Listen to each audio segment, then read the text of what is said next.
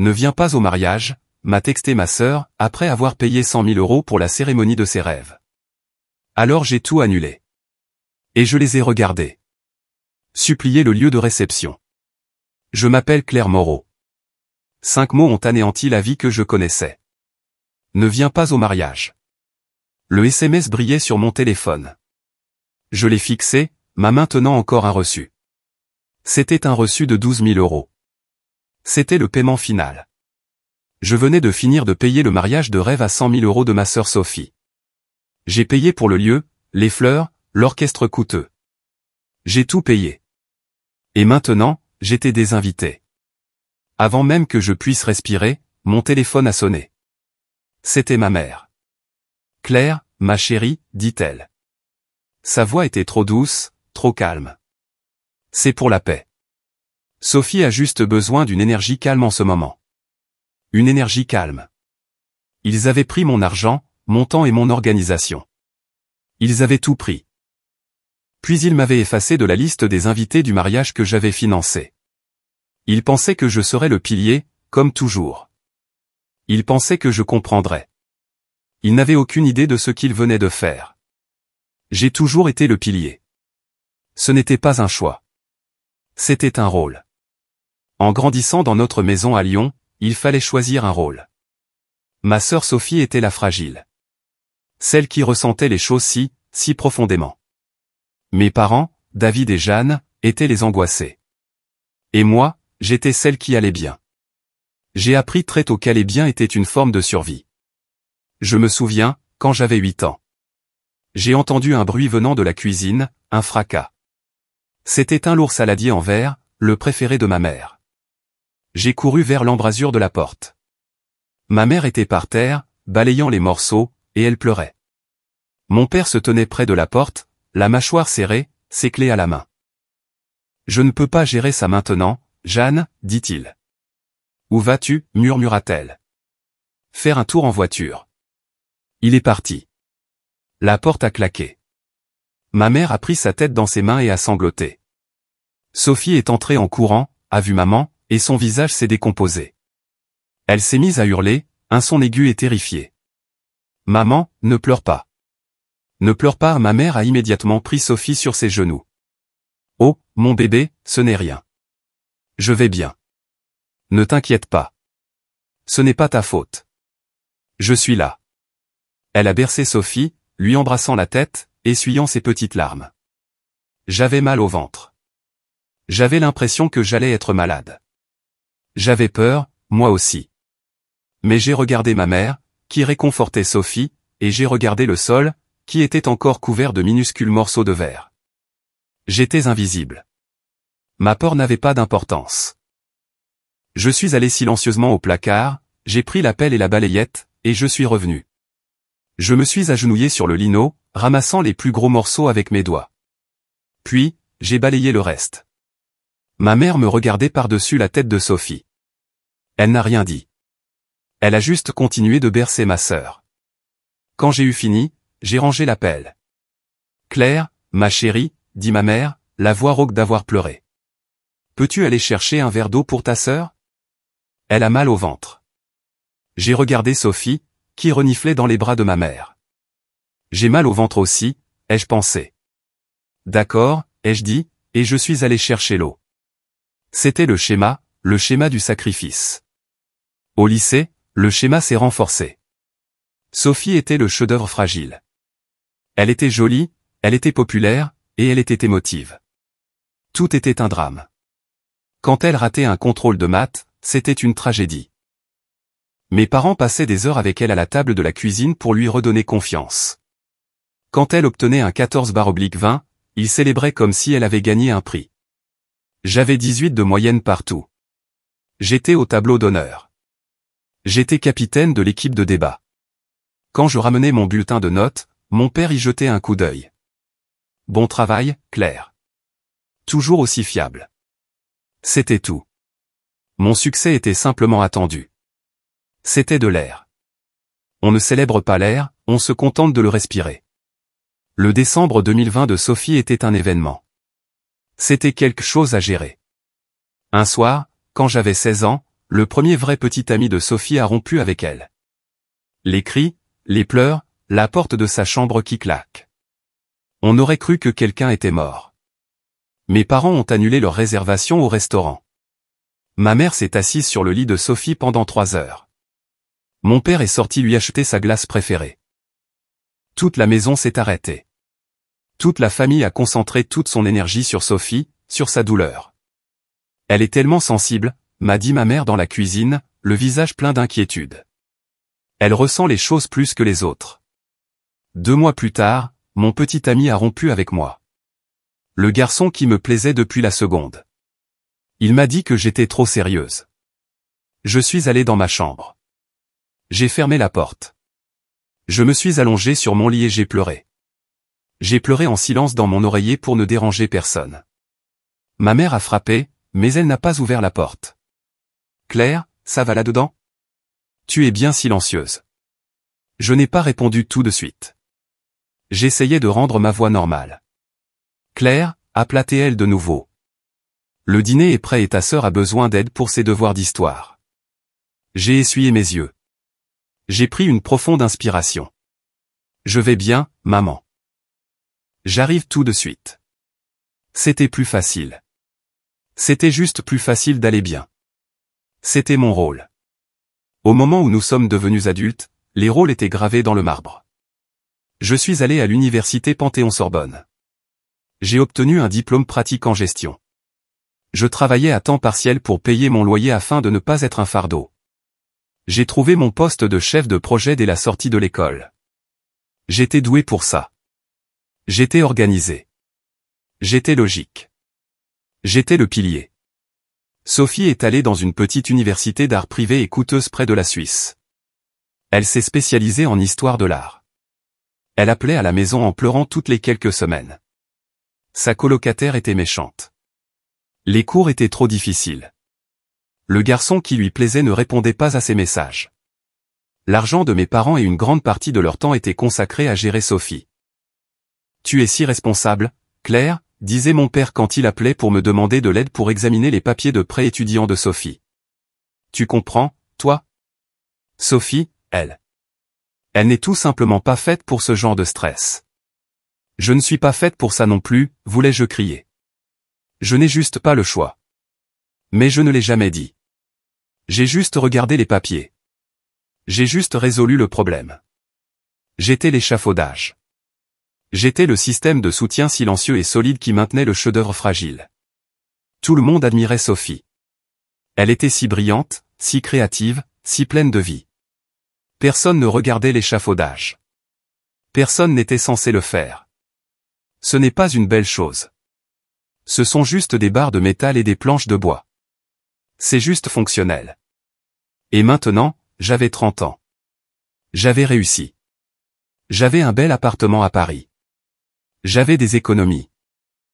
J'avais construit ma vie, morceau par morceau, en étant le pilier.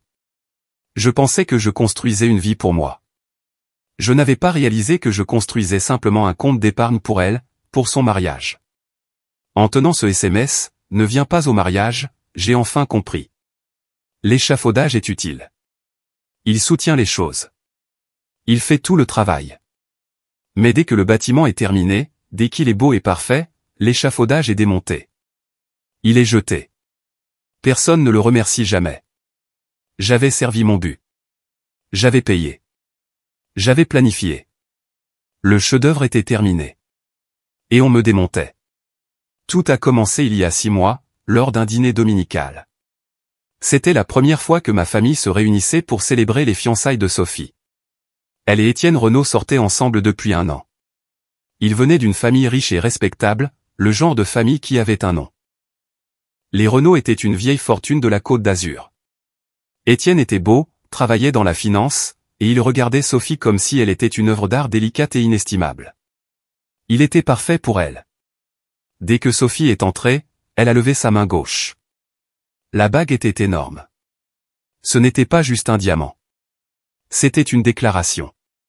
Il m'a demandé, cria-t-elle. Ma mère, Jeanne, a fondu en larmes. Oh, Sophie, mon bébé. J'en étais sûr. Mon père, David, a serré Étienne dans ses bras. Bienvenue dans la famille, mon garçon. C'était un moment heureux. J'étais heureuse pour elle. Vraiment. J'ai serré ma sœur dans mes bras. Elle est magnifique, sauf. Je suis si heureuse pour vous. N'est-ce pas parfait, dit-elle en fixant la bague. Étienne, c'est exactement ce que j'aime.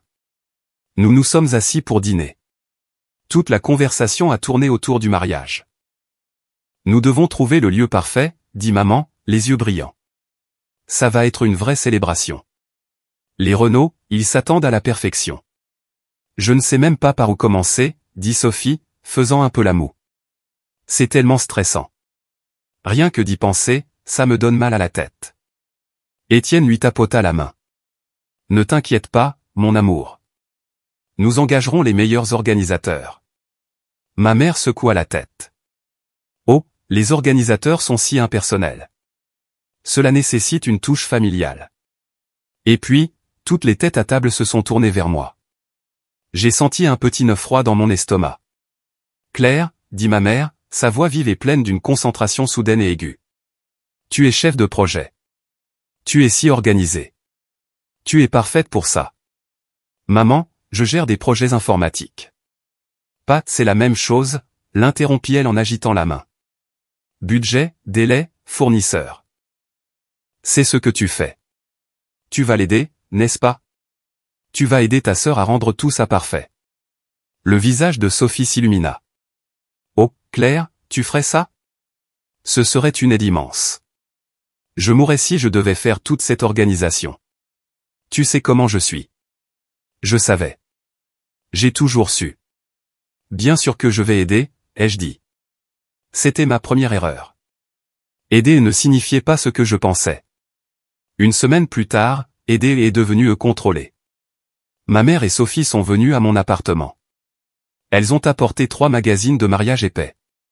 D'accord, Claire, nous avons un problème, dit ma mère en s'asseyant sur mon canapé. Qu'est-ce qui ne va pas? Les Renaud, dit maman, la voix basse. Ils ont des standards.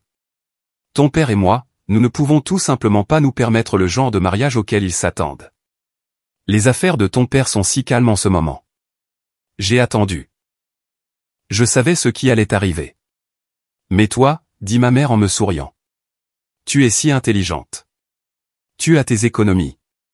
Tu es si douée avec l'argent. Maman, j'économise pour un apport. Une maison. Ma chérie, c'est ta sœur. C'est le jour le plus important de sa vie. Une maison peut attendre. Ça, non.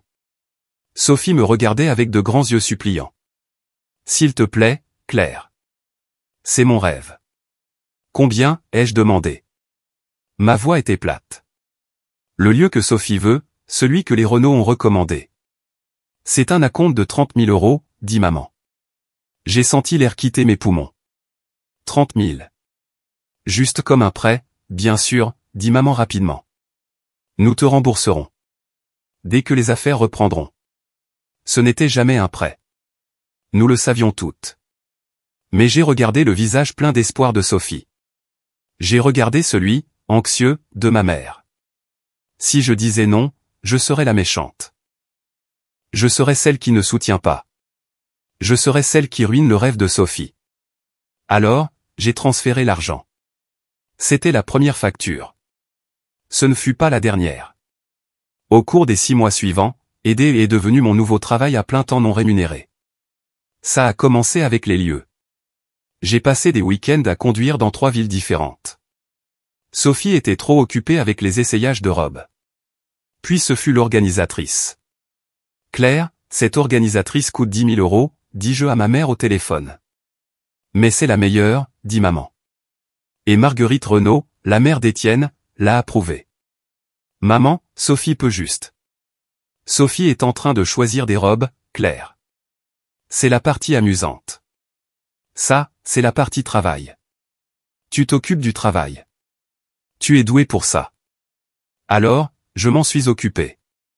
J'ai engagé l'organisatrice. J'ai négocié avec le fleuriste. J'ai réservé l'orchestre. Et à chaque contrat, la même question revenait. Qui est le signataire financier, demandait le fournisseur. Qui est le contact principal? Ma mère avait toujours une réponse. Oh, mettez juste Claire Moreau. Elle s'occupe de la partie administrative. C'est plus facile d'avoir un seul nom sur tout. Mon nom, mon crédit, mon argent. C'est moi qui étais au téléphone à 22h avec le traiteur, à discuter du prix du saumon. C'est moi qui créais les tableurs, suivais les paiements, gérais les acomptes. Sophie, elle, goûtait les gâteaux. J'ai essayé d'être incluse. Je suis allé à une réunion de planification avec Sophie, ma mère et l'organisatrice, Bérénice. D'accord, pour les options de centre de table, dit Bérénice, nous avons les grandes roses ou les gardénias bas. Sophie regarda son téléphone. Je ne sais pas. Qu'en penses-tu, Claire? Eh bien, commençai-je en regardant la feuille de budget. Les gardénias sont magnifiques, et ils sont environ 30% moins chers. Non, non, intervint ma mère. Les roses. Absolument les roses. Ce sont celles que Marguerite Renaud avait à son gala de charité. Elles sont tellement plus élégantes. Les roses ajouteront 8 000 € au budget floral, dis-je doucement. Ma mère ne m'a même pas regardé. Elle a juste souri à Sophie. C'est ton jour, ma chérie. Tu mérites l'élégance. Elle s'est ensuite tournée vers moi, son sourire disparu. Claire, arrange-toi. C'est bon. Fais en sorte que ça marche. Cela signifiait, paix, Claire. Alors, je l'ai fait. Le mariage approchait les 100 000 €. C'était tout mon argent, mes économies, mon apport pour une maison que je n'aurais maintenant jamais. J'avais même contracté un petit prêt sur mon plan d'épargne retraite. J'avais la nausée chaque fois que j'y pensais. Mais les éloges n'étaient pas pour moi. Nous étions à une fête prénuptiale. Une de mes tantes s'est approchée de Sophie. Sophie, ce mariage s'annonce incroyable, s'extasia ma tante. Ce lieu est impossible à avoir. Et l'orchestre de 7 musiciens, comment as-tu réussi tout ça? J'étais juste à côté. Je tenais un plateau de flûte de champagne. Sophie a juste ri. Un son léger et aérien. Oh, tu sais, j'ai juste une vision. Je sais ce que je veux et je fais en sorte que ça arrive. Ma mère, à côté d'elle, rayonnait. Elle est incroyable. Elle a un tel œil pour les détails. Elle a trouvé le fleuriste parfait. Je tenais la facture de 15 000 € de ce même fleuriste dans mon sac à main. Mes mains tremblaient. J'ai dû poser le plateau. Je suis allé dans la cuisine. Je suis resté là, à respirer. Je suis un fantôme, ai-je pensé. Je suis un fantôme qui signe des chèques. Ma mère est entrée. Claire, qu'est-ce que tu fais? Va te mêler aux invités. Maman, dis-je à voix basse. Elle vient de s'attribuer tout le mérite. J'ai tout fait. J'ai tout payé. Le visage de ma mère s'est durci. Claire, ne fais pas de scène. C'est le jour de ta sœur. Ton nom sur un chèque n'est pas important. La famille est importante. Vas-tu gâcher ça pour elle après tout le travail que nous avons fait? Je l'ai dévisagé. Nous avons fait. Non, maman, dis-je. Je ne gâcherai rien. Je suis retourné dans le salon. J'ai souri. J'étais le pilier. À la fin, j'étais épuisé. J'étais vidé. Mais le mariage n'était plus qu'à une semaine. C'est presque fini, me suis-je dit en effectuant le dernier paiement de 12 000 € au traiteur. Après le mariage, je pourrais prendre du recul. Je pourrais me reposer. Je pourrais recommencer à économiser. C'est presque fini. Je n'en avais aucune idée. La manipulation était terminée. L'effacement allait commencer. Le changement a été subtil. Il a commencé juste après que les paiements finaux aient été encaissés. Avant cela, mon téléphone sonnait toutes les heures. Claire, le pâtissier a besoin du nombre final d'invités. Claire, l'imprimeur a mal orthographié un nom sur les programmes. Claire, as-tu payé le quatuor à cordes? Ils disent qu'il leur manque un chèque. J'étais le centre de commandement. J'étais stressé, mais j'étais nécessaire. Puis, soudain, le silence. Cela a commencé avec l'organisatrice, Bérénice. Nous avions un appel prévu le lundi avant le mariage, l'appel logistique final. J'avais une liste de questions de 2 pages. Je me suis connecté à l'appel Zoom à 15 heures. J'ai attendu. À 15h10, je lui ai envoyé un email. Bonjour Bérénice, je voulais juste vérifier. Notre appel de 15 heures est-il toujours d'actualité? Sa réponse est arrivée 5 minutes plus tard. Bonjour Claire, toutes mes excuses. Marguerite Renaud et Sophie m'ont contacté ce matin et nous avons tout réglé. Elles voulaient simplifier le processus. Pas besoin que vous soyez présente à l'appel. Tout est en ordre.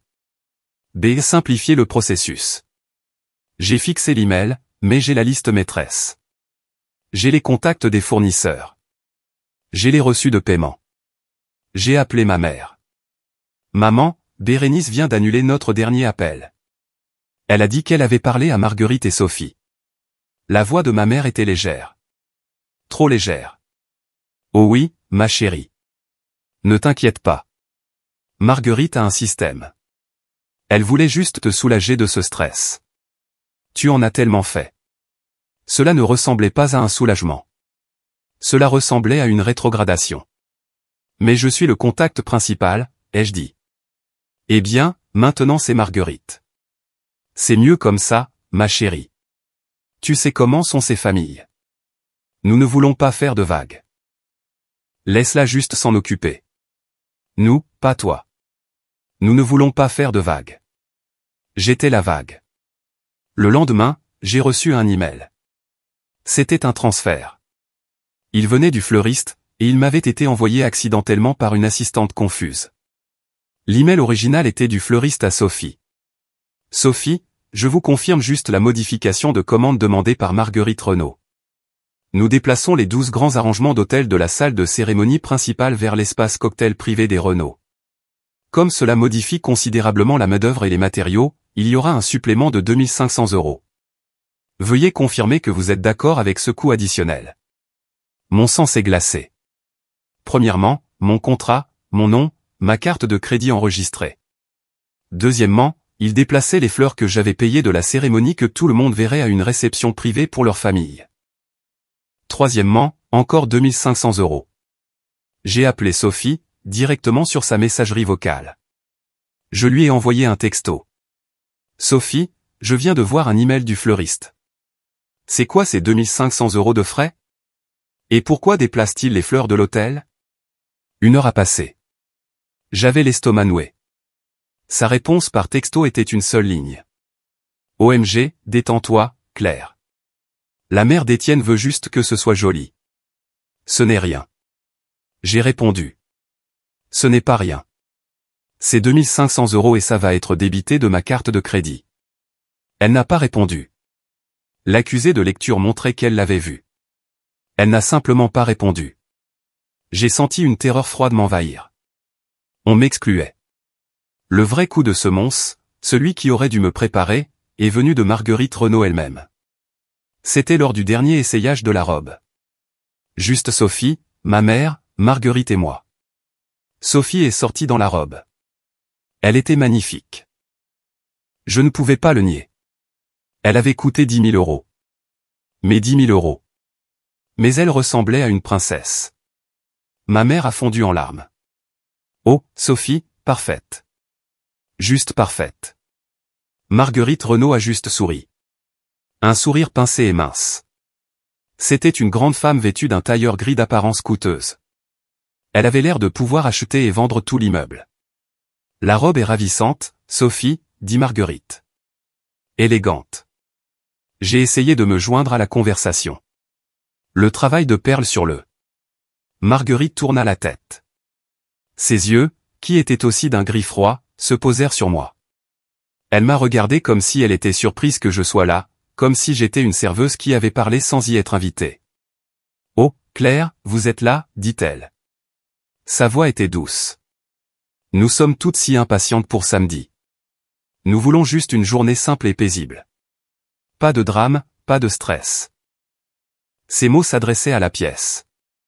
Ses yeux s'adressaient à moi. Elle me qualifiait de drame. Elle me qualifiait de stress. Ma mère, Jeanne, agita les mains, sentant la tension. Oh, bien sûr, Marguerite. Nous voulons toutes la même chose. La paix. Et Claire a été un tel roc. Elle s'est si merveilleusement occupée de la partie administrative des choses. Le sourire de Marguerite n'atteignit pas ses yeux. Quelle femme pratique, dit-elle. Étienne et moi croyons qu'un mariage devrait concerner la famille, pas les affaires. La coupe était si nette, si précise, que je l'ai à peine sentie. J'étais les affaires. Je n'étais pas la famille. Je suis rentré de l'essayage en voiture. J'étais silencieuse. Ma mère était sur le siège passager, fredonnant. N'était-ce pas génial? Dit maman. Marguerite est si élégante et Sophie, juste magnifique. Elle m'a qualifié d'affaire, maman. Ma mère soupira. Claire, n'interprète pas les choses. Tu es trop intense.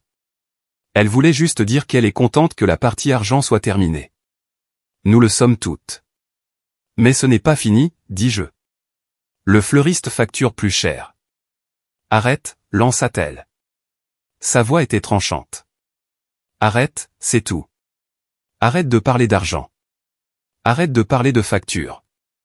C'est de mauvais goût, Claire. Les Renault ne sont pas de mauvais goût. C'est une bonne famille. Nous faisons enfin partie d'une bonne famille. N'ose pas gâcher ça avec tes tableurs et ton stress. J'ai fermé la bouche. J'ai conduit le reste du chemin en silence. La goutte d'eau fut l'orchestre. Le chef d'orchestre, un homme nommé Marc, a appelé mon portable. J'étais son seul contact. J'avais signé son contrat. Bonjour, mademoiselle Moreau, dit-il, l'air gêné. Écoutez, je suis vraiment désolé de vous déranger. Je reçois des instructions contradictoires. Qu'y a-t-il, Marc? Eh bien, une femme nommée Marguerite Renaud m'a appelé. Elle a changé la chanson de la première danse. Pas de problème. Mais ensuite, elle m'a dit de lui adresser toutes les questions futures. Elle a dit qu'elle était la représentante de la famille. Elle a dit que je devais, je cite, arrêter de déranger la sœur de la mariée car elle n'est plus impliquée dans l'organisation. J'ai arrêté de respirer. Ma main serrait le téléphone si fort que mes jointures étaient blanches. Plus impliquée. Je vois, dis-je, ma voix calme, stable. Merci de me l'avoir fait savoir, Marc. J'ai raccroché. Je n'étais plus impliqué. L'organisatrice m'avait exclu. Le fleuriste m'ignorait. Ma sœur ne répondait plus à mes textos. Ma mère m'avait traité de personne de mauvais goût. Et la mère d'Étienne m'avait renvoyé du mariage que j'avais payé. J'étais un distributeur de billets. Et maintenant que l'argent était parti, je n'étais plus rien. Le dîner de répétition avait lieu le vendredi soir. Je me tenais devant mon placard, regardant la robe que j'avais achetée pour l'occasion. Une simple robe bleu foncé. Conservatrice. Jolie. Je n'avais pas reçu d'invitation. J'ai supposé que c'était une erreur. Un oubli. J'ai envoyé un texto à ma mère. Salut, à quelle heure est le dîner de répétition ce soir? Et quelle est l'adresse du cercle privé des Renault? Elle a répondu. Oh, ma chérie, c'est juste un petit truc, juste le cortège et les amis proches des Renault. Ne t'en fais pas. Tu devrais te reposer. Grosse journée demain. J'étais une demoiselle d'honneur. Je faisais partie du cortège. J'ai posé mon téléphone. J'ai fixé le mur. Elle me ment effrontément. Il me désinvitait du dîner de répétition, celui pour lequel j'avais payé la compte. Je me suis assise sur mon lit. Je ne me suis pas changée. Je suis juste restée assise là, dans mes vêtements de travail, pendant que le soleil se couchait. À 20 heures, mon téléphone a vibré. C'était une photo. Ma mère l'avait postée sur les réseaux sociaux. C'était une photo de groupe. Sophie, Étienne, mes parents, Marguerite et David Renaud. Tous attablés à une longue et belle table. Ils étaient au cercle privé. Ils tenaient tous des coupes de champagne. La légende, écrite par ma mère, disait « Célébration de notre nouvelle famille ». Tellement d'amour ce soir. Notre nouvelle famille. Je n'étais pas sur la photo. J'ai éteint mon téléphone. Je suis allé me coucher. Je me sentais vide. Je me sentais comme une coquille. Le lendemain matin, le jour du mariage, je me suis réveillé. J'ai ressenti un soulagement étrange et nauséeux. C'est presque fini. La laide robe de demoiselle d'honneur beige était accrochée à la porte de mon placard. La couleur du calme, la couleur de la paix. J'avais un programme. Je devais être à l'hôtel avec Sophie et les autres demoiselles d'honneur à 9 heures pour la coiffure et le maquillage. J'ai regardé l'horloge. Il était 8h15. J'étais une chef de projet. J'avais un programme. J'avais un devoir. J'irais. Je serais le pilier. Je sourirais. Je tiendrais les fleurs et je passerais la journée. Puis je rentrerais chez moi et je fermerais ma porte à clé. J'étais en train de me coiffer quand mon téléphone a vibré sur le comptoir. Je me suis approché. C'était un texto de Sophie. Mon cœur a fait un bond. Peut-être qu'elle s'excusait. Peut-être qu'elle se demandait où j'étais. J'ai lu le texto. Ne viens pas au mariage. C'était tout. 5 mots. Pas d'explication. Pas de je suis désolé. Ma vision est devenue floue. Je me suis agrippé au bord de mon comptoir de cuisine. C'est une blague. C'est une erreur. J'ai tapé une réponse, mes doigts tremblants. Quoi? Sophie, de quoi tu parles? Les 3 petits points sont apparus. Elle était en train d'écrire, puis ils ont disparu. Le texto qui est revenu n'était pas de Sophie. Il venait d'un nouveau numéro. Marguerite Renaud.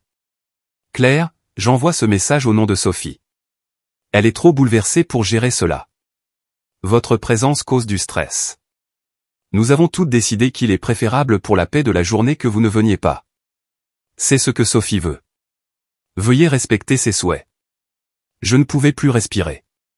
Et puis, comme si tout était planifié, mon téléphone a sonné. C'était ma mère. J'ai répondu. Je n'ai rien dit. Claire, tu as eu le message. Sa voix était calme, pratique, comme si elle demandait si j'avais acheté le lait. Maman, ma voix était un murmure. Qu'est-ce qui se passe? Qu'est-ce que j'ai fait? Oh, ma chérie, ce ton, cette voix douce et déçue. La voix qui signifiait toujours que j'avais fait quelque chose de mal. Tu dois juste comprendre, Marguerite et Sophie, elles trouvent que tu as été très intense. Le mot intense a résonné comme une gifle. Intense, ai-je dit. Ma voix tremblait maintenant. Intense. J'ai organisé tout ce mariage. J'ai payé pour ça. J'ai tout payé. Je sais, ma chérie.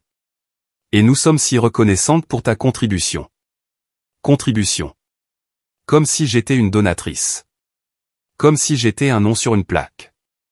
Mais Marguerite a dit que tu la questionnais à propos des fleurs, continua maman. Et que tu as été impoli avec elle à propos de l'orchestre. Ça a fait pleurer Sophie, Claire, la veille de son mariage. Elle n'a pas besoin de ça. Elle a besoin de paix. Elle a besoin d'une énergie calme. Elle. Quoi? J'étais debout, mais mes genoux flageolaient. Maman, Marguerite changeait des choses que j'avais déjà payées. Elle dépensait mon argent. C'est juste. C'est leur jour, Claire. Il faut que ce soit parfait. Il faut que ça tourne autour d'eux. Pas des factures. Pas du stress. C'est pour la paix. Ma tête tournait. La pièce était sombre. J'ai dit la seule chose que je pouvais penser, la seule chose vraie. Ma voix était plate, morte. Maman, j'ai tout payé. Il y eut une longue pause à l'autre bout du fil. Je l'ai entendu prendre une profonde inspiration. Et puis elle a dit les mots. Les mots qu'ils avaient utilisés contre moi toute ma vie. Les mots qui étaient la clé de ma cage. Tu es forte, Claire. Tu as toujours été la plus forte. Tu comprends. J'ai fermé les yeux. Tu peux supporter ça, dit ma mère, sa voix si douce, si pleine de poison. Sophie, elle, ne peut pas clic. Elle a raccroché. Je suis resté dans mon appartement silencieux. J'ai regardé la robe de demoiselle d'honneur beige. Tu es forte. Tu comprends. Ce n'était pas un compliment. C'était un ordre. Cela signifiait, accepte la douleur. Cela signifiait, n'aie pas de besoin. Cela signifiait, tais-toi, disparais. Ils avaient pris mon argent. Ils avaient pris mon temps. Ils avaient pris mon énergie. Et maintenant, ils prenaient ma place. Il m'effaçait de ma propre famille. J'avais payé pour l'histoire. Et il m'avait rayé de la dernière page. Je me suis effondré sur le sol. Je ne pleurais pas. J'étais froide. J'étais vide. J'étais l'échafaudage. Et on venait de me démonter. Je suis resté assise là, sur le sol froid de la cuisine, pendant très longtemps. La colère n'était pas encore venue. Ce n'était que du néant, un vide. J'étais un fantôme qui signe des chèques, et la banque était enfin fermée. Je suis resté assise sur le sol froid de la cuisine. Il était 8h16, le jour du mariage. Mon téléphone était silencieux sur le comptoir. Ma mère avait raccroché. Ces derniers mots résonnaient dans la pièce silencieuse. Tu es forte, Claire. Tu comprends. Tu peux supporter ça. Sophie, elle, ne peut pas les mots qu'ils avaient toujours utilisés. Les mots qui étaient une cage. Sois forte. Tais-toi. Accepte la douleur. Je ne pleurais pas. J'étais froide. Je me sentais complètement, totalement vide. J'ai levé les yeux. La robe de demoiselle d'honneur beige était accrochée à la porte de mon placard. La couleur du calme, la couleur de la paix. Elle ressemblait à un uniforme pour un fantôme. Je suis resté assise là longtemps, 5 minutes, 10. L'engourdissement était censé être de la tristesse. C'était censé être du désespoir. Mais ce n'était pas ça. C'était autre chose. C'était le voyant moteur qui s'allume. C'était la concentration calme et froide d'un chef de projet à qui l'on vient d'annoncer que tout le projet est en feu. J'ai pensé au planning. Il était 8h30. La séance de coiffure et de maquillage que j'avais payée était censée commencer. Les fleuristes que j'avais payés étaient censés charger les camions. Les traiteurs que j'avais payés étaient censés préparer la nourriture. Le mariage à 100 000 € que j'avais payé, était censé avoir lieu à 17h. Aujourd'hui. Ce seul mot a percé le brouillard. Aujourd'hui, ils m'ont dit de ne pas venir. Ils s'attendaient à ce que je... Quoi? Que je reste assise là. Que je sois la plus forte et que je laisse faire? Que je les laisse utiliser mon argent, mes économies, ma vie pour organiser une fête à laquelle je n'étais pas invité. Je me suis levé. Mes genoux me faisaient mal. Je ne suis pas allé dans ma chambre pour pleurer. Je ne suis pas allé sur le canapé pour me cacher. Je suis allé dans mon petit bureau. Je me suis assise sur ma chaise. Il était 8h35. J'ai ouvert mon ordinateur portable. L'écran brillait, clair et lumineux. J'ai ouvert le dossier sur mon bureau, celui dans lequel j'avais vécu pendant 6 mois. Le dossier s'appelait « Le mariage de Sophie ». À l'intérieur, il y avait des dizaines de fichiers, de tableurs, de plannings, de factures et de sous-dossiers. Lieu, traiteur, fleuriste, orchestre, organisatrice, robe. Ma main était stable sur la souris. J'ai cliqué sur lieu. J'ai ouvert le fichier. Contrat-le-domaine-des-final.pdf, je l'ai lu. Je ne l'ai pas survolé. J'ai lu chaque ligne. J'étais une chef de projet. C'est ce que je fais. Je lis les petits caractères. Mes yeux ont parcouru le texte. Passé les dates, passé le menu, passé les exigences d'assurance. Je suis arrivé au bloc de signature. Signataire, Claire Moreau. Mon nom. Je suis arrivé à l'échéancier de paiement. Payeur, Claire Moreau. Montant, 30 000 €. Payé en totalité. Mon souffle s'est coupé. Et puis je l'ai vu. Section 7A. Politique d'annulation. J'ai lu les mots. Tous les paiements sont non remboursables dans les 30 jours précédant l'événement. L'annulation doit être faite par écrit par le signataire. En cas d'annulation non liée à un cas de force majeure, toutes les prestations seront annulées. J'ai relu. L'annulation doit être faite par le signataire. Le signataire. Pas la mariée, pas la mère de la mariée, pas la mère du marié. Moi. Un sentiment étrange m'a envahi. Ce n'était pas de la colère. Ce n'était pas de la joie. C'était de la clarté. C'était comme si une lumière s'était allumée dans une pièce très, très sombre. L'argent était perdu. Je le savais. C'était écrit non remboursable.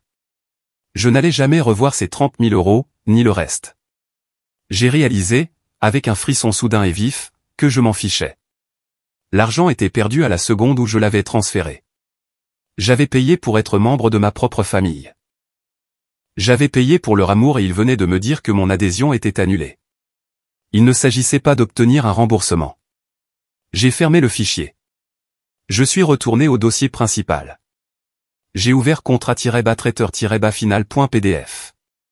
J'ai fait défiler. Signataire, Claire Moreau. Clause 9b. L'annulation doit être confirmée par email par le client enregistré. Je suis le client enregistré. J'ai ouvert contrat-fleuriste-final.pdf. Signataire, Claire Moreau. Contrat-orchestre-final.pdf. Signataire, Claire Moreau. Contrat-organisatrice-bérénice-final.pdf. Signataire, Claire Moreau. Un par un, chaque document, chaque lien juridique. Mon nom, ma signature. La voix de ma mère dans ma tête. Tu es si douée pour la partie administrative, ma chérie. C'est juste plus facile d'avoir un seul nom sur tout. La voix de Marguerite dans ma tête. Quelle femme pratique.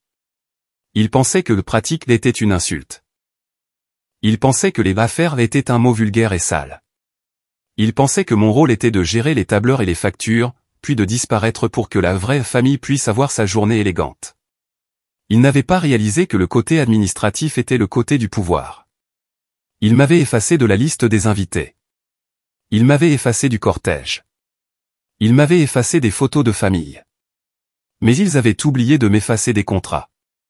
Il m'avait laissé la seule chose qu'ils ne comprenaient pas. Il m'avait laissé le pouvoir. Mon téléphone a sonné. Il était 9 heures. Ma mère. Je l'ai laissé sonner. C'est tombé sur la messagerie. Il a sonné de nouveau. Mon père. Je l'ai laissé sonner. Il a sonné de nouveau. Un numéro inconnu. Marguerite Renaud. Je l'ai laissé sonner. Il vérifiait. Il s'assurait que la plus forte restait silencieuse. Il s'assurait que je comprenais. J'étais silencieuse, mais je n'étais pas immobile. Sophie a besoin d'une énergie calme. Un calme étrange et froid s'est installé en moi. C'était le calme d'un chef de projet qui vient de trouver l'erreur critique. C'était le calme d'une personne qui voit enfin le panneau de sortie. Il me trouvait intense. Il pensait que j'étais un drame. Il n'avait aucune idée de ce à quoi ressemblait vraiment l'intensité. Ma force n'a jamais été d'endurer la douleur. Ma force résidait dans mon attention aux détails. Et il venait de me rappeler le seul détail qu'ils avaient tous oublié. Le signataire. J'ai regardé l'horloge. 9h15, le bureau du lieu de réception ouvre à 9h30. Le bureau du traiteur ouvre à 9h. La boutique du fleuriste ouvre à 9h. J'ai pris une profonde inspiration. J'ai ouvert un nouvel email vierge. J'ai commencé par l'organisatrice. Bérénice, celle qui m'avait simplifié hors des appels. Mes doigts étaient stables sur le clavier. Bérénice@elgancevent.fr.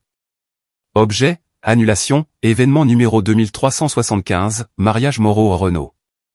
Chère Bérénice, conformément à notre contrat signé le 12 octobre, je suis l'unique signataire et cliente enregistrée pour l'événement de mariage Moreau-Renaud numéro 2375. Veuillez considérer cet email comme une notification formelle, légale et immédiate de mon annulation de toutes les prestations associées à cet événement. Toute coordination avec les fournisseurs doit cesser immédiatement. Claire Moreau. J'ai cliqué sur envoyer. Il était 9h16. Je n'ai rien ressenti. Ce n'était pas de la colère. Ce n'était pas de la joie. C'était une transaction. C'était un problème en cours de résolution. Ensuite, le lieu. Le domaine des Pins, où mon acompte de 30 000 euros était parti. J'ai trouvé l'email de leur responsable événementiel. événement@domainedespins.fr. Objet, annulation officielle, mariage Moreau-Renaud aujourd'hui 17h.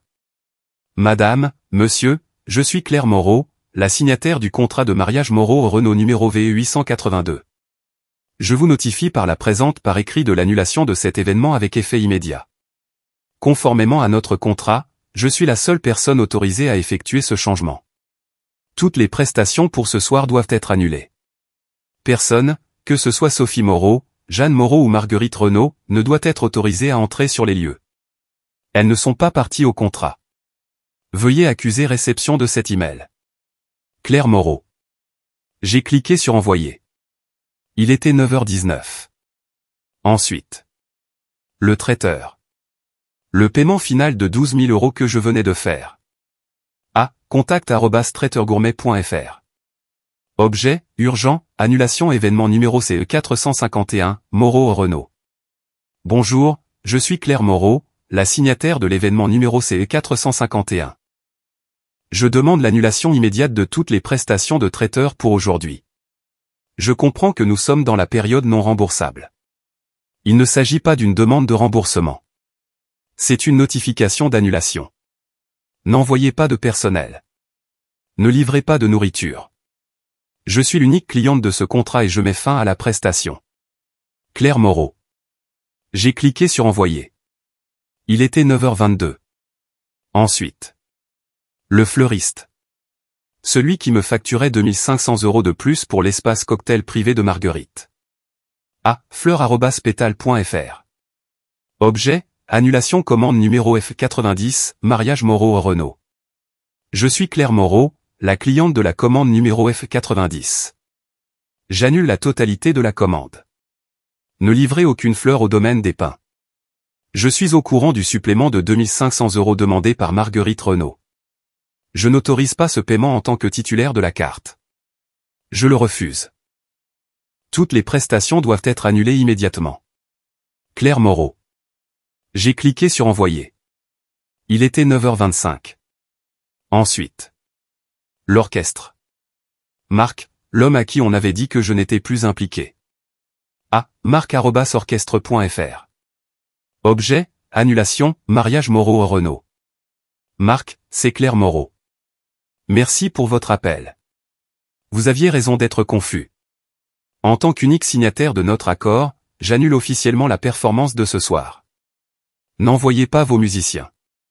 Je paierai les frais d'annulation comme stipulé dans le contrat, mais la prestation est terminée. Claire Moreau. J'ai cliqué sur envoyer. Il était 9h27. Le dernier. L'équipe de coiffure et maquillage, celle avec qui j'étais censé être en ce moment même. beauté.marié@gmail.com. Objet, annulation prestation 9h, cortège Moreau Renaud. Je suis Claire Moreau. J'annule la totalité de la prestation pour le cortège aujourd'hui. Je suis la titulaire de la carte enregistrée. Ne facturez aucune prestation. Il s'agit d'une annulation formelle avec effet immédiat. Claire Moreau. J'ai cliqué sur envoyer. Il était 9h30. J'avais terminé. Je me suis adossé à ma chaise. Mon cœur battait. Il n'était pas rapide. Il était fort. Un battement régulier et puissant, poum, poum, poum. Je n'avais passé aucun appel furieux. Je n'avais envoyé aucun texto en pleurs. Je n'avais pas crié. Je n'avais pas fait de scène. J'avais utilisé le côté administratif. J'avais été pratique. J'avais utilisé une énergie calme. Le mariage à 100 000 € avait disparu. Il s'était évanoui. Il avait disparu avec 6 emails simples, directs et professionnels. J'ai regardé l'écran de mon ordinateur. À 9h32, ma boîte de réception a commencé à s'illuminer. Les réponses. De contact@traiteurgourmet.fr.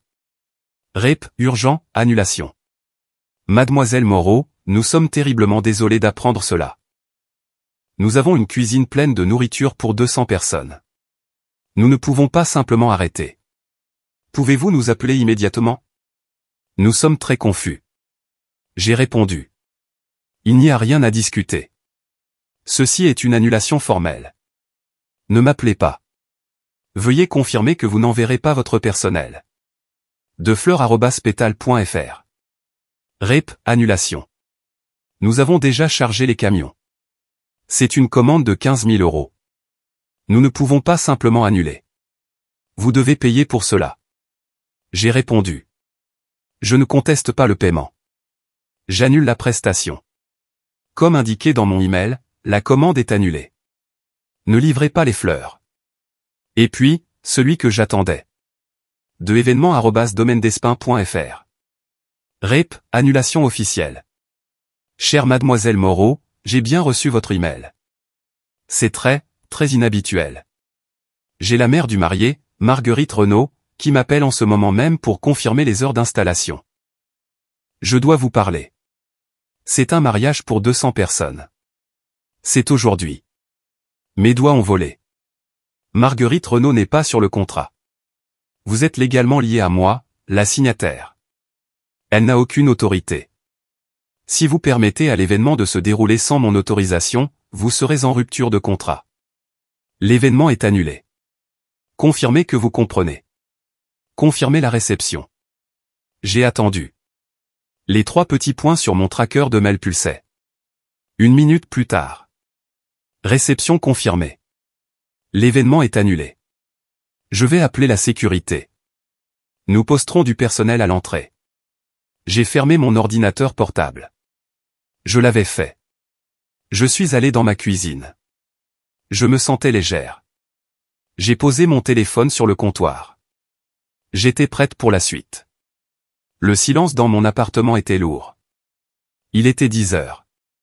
Mon téléphone, posé sur le comptoir, a commencé à vibrer. Il a glissé sur le granit, bourdonnant comme un insecte en colère. Un texto de ma mère. Maman, Claire, appelle-moi maintenant. Je l'ai regardé. Je n'y ai pas touché. Il s'est mis à sonner. L'écran s'est allumé. Maman. Je l'ai regardé sonner 1, 2, 3, 4 fois. C'est tombé sur la messagerie. Il a immédiatement recommencé à sonner. Papa. Je l'ai regardé sonner. Messagerie. Il a immédiatement recommencé à sonner. Sophie. Mon doigt a plané au-dessus de l'écran. Je voulais entendre sa voix. Je voulais entendre la panique. J'ai retiré ma main. Non. Le silence. J'ai désactivé la sonnerie. J'ai activé le mode ne pas déranger. Je suis allé au placard de ma cuisine. J'ai sorti ma tasse préférée. J'ai sorti le sac de bons grains de café. J'ai commencé à préparer un café filtre. Le moulin était bruyant. BZZZZZZ. C'était le seul son dans l'appartement. L'écran de mon téléphone, de l'autre côté de la pièce, s'illuminait comme un sapin de Noël. Une pile de notifications, les unes après les autres. Appel manqué, maman. Appel manqué, maman. Appel manqué, maman. Messagerie vocale, maman. Appel manqué, papa. Appel manqué, Sophie. Appel manqué, Sophie. Appel manqué, numéro inconnu. Appel manqué, numéro inconnu. L'écran s'est allumé avec des aperçus de textos. Maman, Claire. Ce n'est pas drôle. Le responsable du lieu vient d'appeler Marguerite. Ils ont dit que tu as annulé.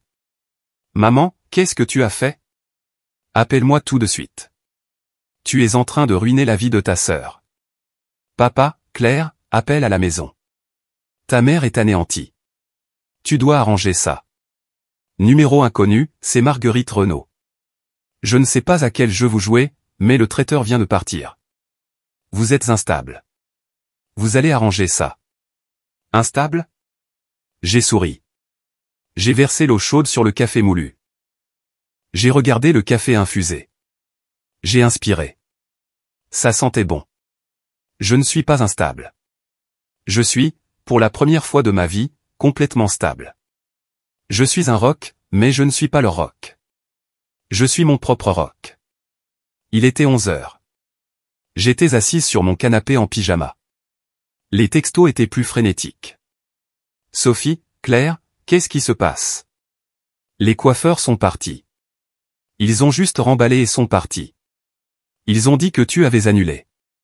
Sophie, pourquoi tu ne me réponds pas? Sophie, Claire, s'il te plaît, réponds-moi. C'est le jour de mon mariage. Pourquoi tu me fais ça? J'ai lu ces mots. Pourquoi tu me fais ça? Mon pouce a tapé une réponse. Tu m'as dit de ne pas venir. J'ai regardé les mots, puis je les ai effacés. Le silence était mieux. Le silence était ce qu'il voulait de moi. J'ai pris une gorgée de mon café. Il était chaud. Il était parfait. J'ai allumé la télé, une émission de cuisine. Quelqu'un faisait un gâteau. Il était midi. Mon téléphone, toujours sur le comptoir, affichait 37 appels manqués. J'étais calme. Puis il y a eu un nouveau son. Un bourdonnement fort et en colère. BZZZZZ. Mon interphone. Quelqu'un était à la porte d'entrée de l'immeuble et sonnait à mon appartement. BZZZ, BZZZ, BZZZZZ. Je l'ai ignoré. Le bourdonnement a cessé. 1 minute a passé. Puis des coups furieux directement sur la porte de mon appartement. Bang. Bang. Bang. Bang. Claire. Ouvre cette porte. Je sais que tu es là. C'était Sophie. Elle ne pleurait pas. Elle était enragée. Je suis resté sur mon canapé. J'ai regardé la femme à la télé incorporer des pépites de chocolat à sa pâte. Claire, tu dois arranger ça. Ouvre la porte, s'il te plaît. La rage avait disparu, d'un seul coup. Elle s'était fissurée. Elle a été remplacée par un sanglot, un gémissement aigu et fin. C'était le son qui avait contrôlé ma famille pendant 30 ans. Le son qui faisait que mes parents annulaient des dîners. Le son qui m'a fait renoncer à mes économies. Je n'ai pas bougé. Je l'ai entendu glisser le long de la porte.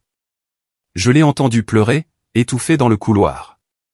Claire, s'il te plaît, murmura-t-elle. Sa voix était juste contre le bois. S'il te plaît, ils ont dit. Ils ont dit qu'ils ne pouvaient rien faire.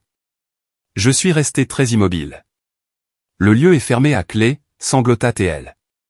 Le traiteur. Ils ne répondent même plus au téléphone. Marc, l'orchestre.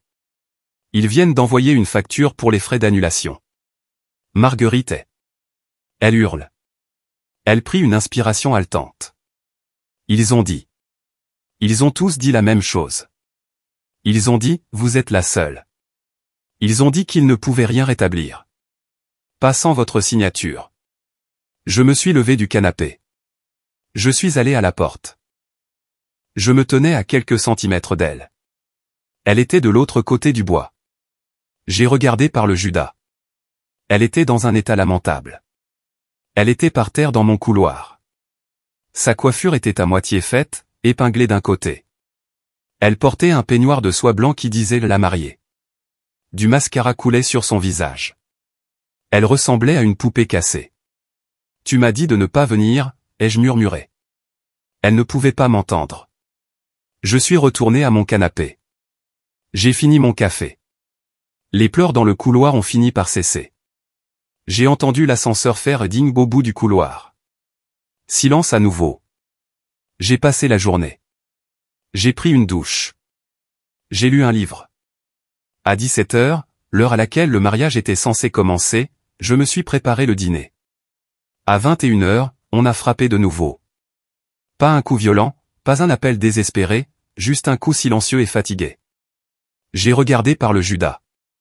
C'était encore Sophie. Elle ne pleurait pas. Elle était juste vide. Elle s'était changée. Elle portait un jogging et un sweat à capuche. Son visage était rouge à force d'avoir été frotté. J'ai ouvert la porte. Nous nous sommes juste regardés. Ils ont dit, sa voix était un râle. Ils ont dit qu'on ne pouvait rien rétablir sans ta signature. Le mariage était à 17h, Sophie, ai-je dit, ma voix calme. Nous savons, murmura-t-elle. Étienne, sa famille, ils essaient de le réorganiser pour demain. Un petit truc, le dimanche. Ils ont juste besoin que tu signes. Pour leur transférer tout ça. Elle se tenait sur mon paillasson, bloquant ma vue. Tu m'as dit de ne pas venir, ai-je dit. Ma voix n'était pas en colère. C'était juste un fait. Je ne voulais pas dire. Tu m'as dit de ne pas venir, ai-je répété. Alors je ne suis pas venu. Elle avait l'air confuse. Quoi? Je ne suis pas venu, ai-je dit. Mais je ne pouvais pas simplement laisser le mariage là, tout seul. J'ai payé pour. C'était ma responsabilité. Ses yeux s'écarquillèrent. Alors j'ai terminé, ai-je conclu. J'ai emporté le mariage avec moi. Claire, dit-elle, signe juste les papiers. Marguerite a ses avocats. Ils ont juste besoin que tu signes une décharge pour qu'ils puissent reprendre les contrats. Derrière elle, les portes de l'ascenseur se sont ouvertes avec un digne. Ma mère en est sortie en trombe, le visage comme un orage. Marguerite Renaud était juste derrière elle, l'air de pouvoir tuer. « Te voilà » a crié ma mère. Elle a pointé un doigt tremblant vers moi. « Arrange ça, Claire. Arrange ça maintenant. » Elle a essayé de me bousculer pour entrer dans mon appartement. Je n'ai pas bougé. Je suis resté dans l'embrasure de la porte, ma main sur le cadre. « Tout ça, c'est de ta faute » a dit ma mère. Sa voix était basse et tremblante de rage. « Tu as saboté ça, espèce de fille instable et égoïste. Tu as tout gâché. » Marguerite Renaud s'est avancée. Elle ne criait pas. Sa voix était comme de la glace. « Jeune femme, dit-elle, vous avez causé à ma famille une douleur et une humiliation incroyables, et je vous assure que vous vous êtes exposée à un procès important. » Pourquoi, ai-je demandé. Ma voix était calme. J'étais surprise de mon calme. Rupture de contrat. C'est moi, le contrat. J'ai annulé mes propres prestations. Je suis la cliente. Les yeux de Marguerite se sont plissés. Vous nous avez humiliés, les invités, la famille venue de partout. Vous m'avez effacé en premier, ai-je dit. Le couloir est devenu complètement silencieux. Ma mère, Marguerite, Sophie, elle me regardait fixement. Quoi, murmura ma mère. Vous m'avez effacé, ai-je dit. Je les ai regardées chacune leur tour. Vous m'avez dit que j'étais du stress. Vous m'avez dit que j'étais intense. Vous m'avez dit carrément de ne pas venir. Tu m'as effacé de la liste des invités, maman. Tu m'as sorti de l'histoire. Ce n'est pas. Nous avions juste besoin, bégaya Sophie nerveusement. Ma mère balbutia. Vous aviez besoin d'une énergie calme, ai-je terminé pour elle. J'étais juste les affaires. J'étais juste le chéquier. Le chéquier pratique et de mauvais goût. C'est ridicule, dit Marguerite. Elle sortit un document plié de son sac à main coûteux. Ceci est une décharge. Elle me transfère toutes les obligations contractuelles de tous les fournisseurs. Signez-la maintenant. Nous essayons de sauver ça. Sauver quoi, ai-je demandé. Sophie, qui était restée silencieuse, s'est avancée. Ses yeux étaient rouges. S'il te plaît, Claire. Étienne, il est. C'est un cauchemar. Il est à l'hôtel. Il ne veut même plus me parler. Signe juste. On peut encore avoir une petite réception demain. Demande-le correctement, ai-je dit. Les mots sont sortis tout seuls. Je ne les avais pas prévus. Sophie a tressailli comme si je l'avais giflé. Quoi? Demande-moi correctement, ai-je répété. Ma voix était calme. Je ne suis pas le distributeur. Je ne suis pas le pilier. Je ne suis pas l'échafaudage. Je suis Claire. Demande-moi. Le visage de Sophie s'est durci. Le regard de victime familier est revenu. Comment peux-tu être si cruel? J'ai failli rire. C'était un son sec et amer. Cruel? Tu m'as désinvité du mariage. J'ai payé 100 000 € pour toi, ma mère et cette femme. Et c'est moi qui suis cruel? Claire, signe ce papier, a hurlé ma mère, la voix brisée. Arrête ça. C'est ta famille. S'il te plaît, murmura Sophie. C'était la vieille manipulation, le murmure, les larmes, la voix je suis trop fragile. S'il te plaît, signe. Rends-moi mon mariage. Je l'ai regardé. J'ai regardé ma mère, le visage rouge de colère. J'ai regardé cette femme froide et riche qu'elle voulait pour nouvelle famille. Non. C'était le mot le plus silencieux, mais il a atterri comme une bombe. Non. A répété Sophie, la voix montant. Comment ça, non? Non. Marguerite s'est avancée. Je vous préviens. Mes avocats videront votre compte en banque d'ici. Vos avocats peuvent me parler, ai-je dit en la coupant. Ils peuvent regarder les contrats. Les contrats que j'ai signés, les contrats dont je suis l'unique partie. Ils ne peuvent rien faire. Je me suis tourné vers ma mère. Tu m'as traité de personne de mauvais goût pour avoir parlé d'argent, mais tu étais heureuse de le dépenser. Tout. Je me suis tourné vers Marguerite. Vous vouliez un mariage sans affaires. Vous en avez eu un. Un mariage sans lieu, sans nourriture et sans fleurs. J'espère que c'était paisible. Et enfin, j'ai regardé Sophie. Elle tremblait. Tu voulais une journée paisible, ai-je dit. Tu voulais une journée sans moi. Eh bien, j'espère que tu l'as eu. J'espère que ton samedi a été calme. C'est toi qui m'as fait ça, a-t-elle crié. Toute la manipulation avait disparu, remplacée par une rage pure et laide. Tu me détestais. Tu étais jalouse. Non, Sophie, ai-je dit. Ma voix était définitive. Elle était claire. Elle n'était pas en colère. C'était juste fini. Tu m'as retiré de ton mariage. J'ai fait une pause. J'ai laissé les mots flotter dans l'air. Alors, j'ai retiré ton mariage de mon nom. Le visage de ma mère est devenu blanc. Marguerite était sans voix. Sa bouche était ouverte. Sophie a juste regardé, la rage disparue, remplacée par un choc vide.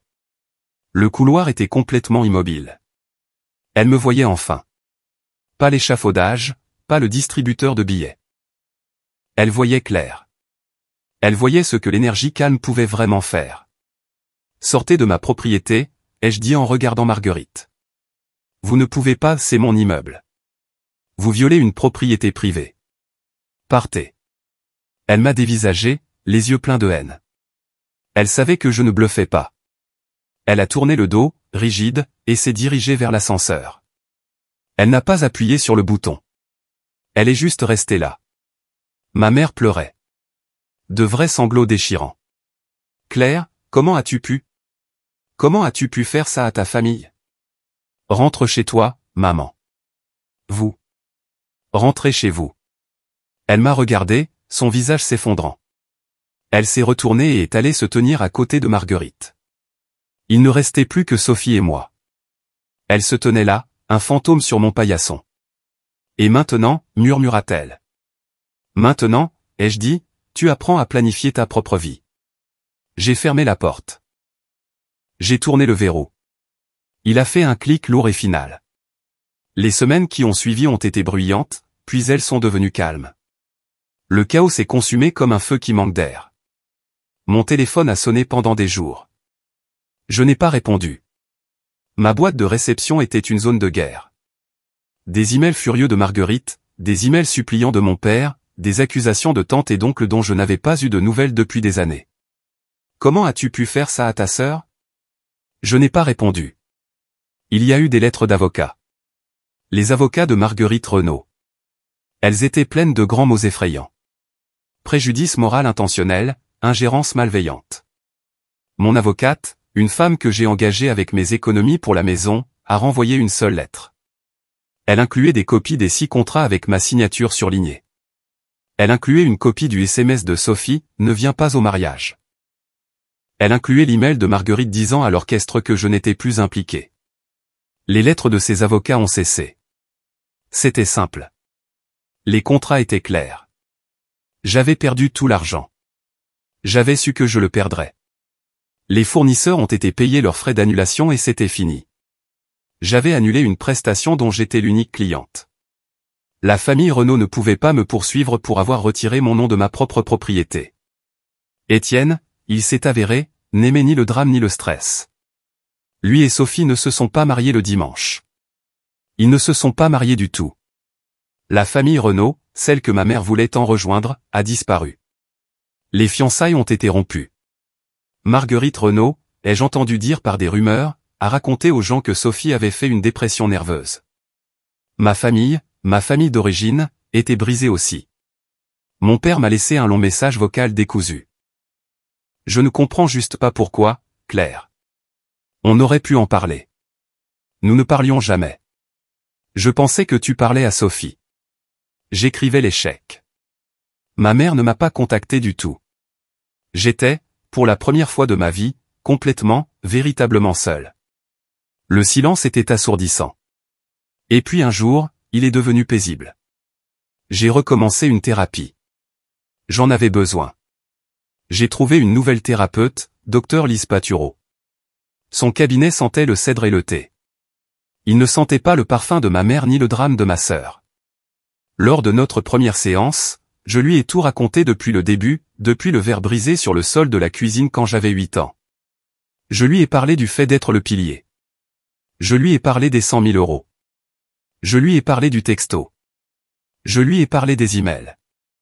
J'ai attendu qu'elle me dise que j'étais cruel, que j'étais un monstre. Que j'avais saboté ma famille. Elle a juste écouté. Elle est restée silencieuse longtemps. Quand j'ai eu fini, elle s'est penchée en avant, les mains jointes. Claire, dit-elle, sa voix douce. Vous n'étiez pas l'échafaudage. Je ne l'étais pas? Non. Vous étiez les fondations. Et des fondations ne peuvent supporter qu'un certain poids avant de se fissurer ou de reprendre possession de la maison.